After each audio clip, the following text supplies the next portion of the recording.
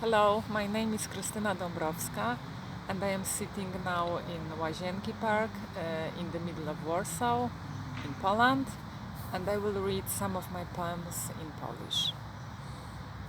Biuro podróży. Jestem biurem podróży dla umarłych.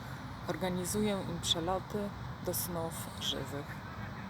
Zgłaszają się do mnie sławne osobistości jak Heraklit, żeby odwiedzić zakochanego w nim pisarza, ale i zmarli nieznani szerzej, jak pewien gospodarz ze wsi Wasiły, pragnący doradzić żonie w sprawie hodowli królików. Czasem wielopokoleniowa rodzina czarteruje samolot i ląduje na czole ostatniego potomka. Mam też do czynienia z zabitymi, którzy, kursując regularnie do snów ocalałych, zbierają punkty w programie Frequent Flyer. Nikomu nie odmawiam swoich usług. Wynajduję jak najlepsze połączenia i wyrzucam sobie, kiedy młody chłopak, żeby dostać się do snu swojej dziewczyny, musi lecieć z przesiadką w śnie chrapiącej baby. Albo gdy warunki pogodowe powodują awaryjne lądowanie i umarły dzwoni: zrób coś. Utkwiłem w śnie przerażonego dziecka. Takie wypadki to stres i wyzwanie dla mnie, małego biura o dużych ambicjach, bo chociaż nie mam wstępu ani do cudzych snów, ani do świata zmarłych, dzięki mnie się spotykają.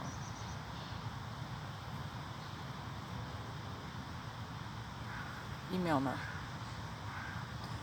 Lato, sezon arbuzów. I twoja o nich opowieść. Dzieciństwo, dom opieki dla nieuleczalnie chorych, białe kornety szarytek żeglujące w ogrodzie. Twój dziadek, dyrektor domu, hodował arbuzy w inspektach. Przychodziły tam siostry zaklepać sobie owoce, jeszcze niedojrzałe na pępowinach łodyg, i każda pisała starannymi literami na wybranym arbuzie swoje imię. Miały tu coś własnego, czego zazdrośnie strzegły. Arbuzy rosły, a z nimi na zielono-pasiastej skórce imiona, coraz większe. Jakby się oderwały od mniszek pielęgniarek, noszone przez nie skromnie jak habity, i żyły drugim życiem soczystych owoców, rozpychających się wśród liści. Czasem arbuzy pękały, szczelina szła przez imię, ukazywał się w środku rubinowy miąższ. Rodzeństwo. Stara kobieta tańczy flamenko. W jej wysiłku tli się dawna lekkość. Jest wysoka, chuda jak zgarbiona czapla, ma falbaniastą spódnicę, zapadnięte policzki. Stara kobieta tańczy młodą, która zginęła w czasie wojny. Po występie zmywa makijaż, zdejmuje perukę i suknię, wkłada spodnie, marynarkę i staje się tym, kim jest poza sceną, mężczyzną, bratem zabitej.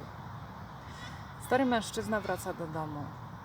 Mówił go sobie ze strzępów przeszłości, fotografii, afiszów i wycinków z gazet. Wśród nich wszędzie suknie, które sam haftuje, wielobarwne, egzotyczne ptaki i portret siostry, stawia przy nim kwiaty.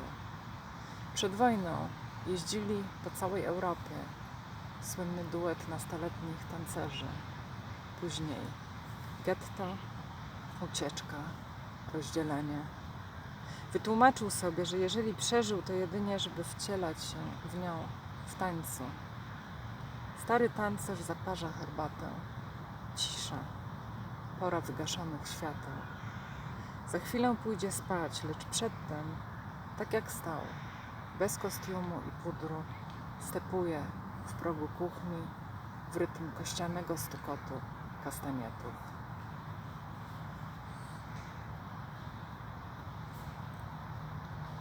Nasz język. Kiedy mówisz: czy mogę jeszcze pospać, bo mam w sobie bryłę snu i ona musi się roztopić jak śnieg na wiosnę. Kiedy narzekam na zastój w pisaniu, a ty radzisz: cierpliwości, ucz się jej ode mnie. Na co ja, że to tak, jakby się uczyć wegetarianizmu od kota. Kiedy wspominamy naszą całonocną jazdę w wietnamskie góry, wytrząsaczem wspomnień. Albo jak w jednej z europejskich stolic rozglądaliśmy się gwałtownie za podwórkiem moczooddańnym, kiedy spotykamy się w pół drogi między moją a twoją sekluzją i ruszamy na obchód dzielnicy, a w oknach stare kobiety opierają łokcie na poduszkach obserwacyjnych. Chcę wtedy wciągnąć nasz język na listę zagrożonych języków mniejszości, bo zna go tylko 2 ludzi i trudno go ochronić, a równocześnie na listę najmocniejszych, bo jak na razie chroni nas. Bajka o jeżach. Piszesz mi o pewnym oswojonym jeżu, który zakochał się w ryżowej szczotce. Zamknięty w 4 ścianach, znalazł tego kogoś jak on i nie jak on. Inność i pokrewieństwo. Ile się wokół niej natupał, zanim pojął, że inność ma przewagę nie do pokonania, a ile my tupiemy wokół siebie. Najpierw oczarowane sobą dzikie jeże, później tak często z gniewem, że to drugie jest na nas głuche, jak rzecz. Albo sami głuchniemy, drewniejemy, uciekamy. Chyba że coś nas tknie. To mój prawdziwy jeż, z którym chcę kluczyć, choćby i bezsilnie, między tym, co podobne, a tym, co w nas inne.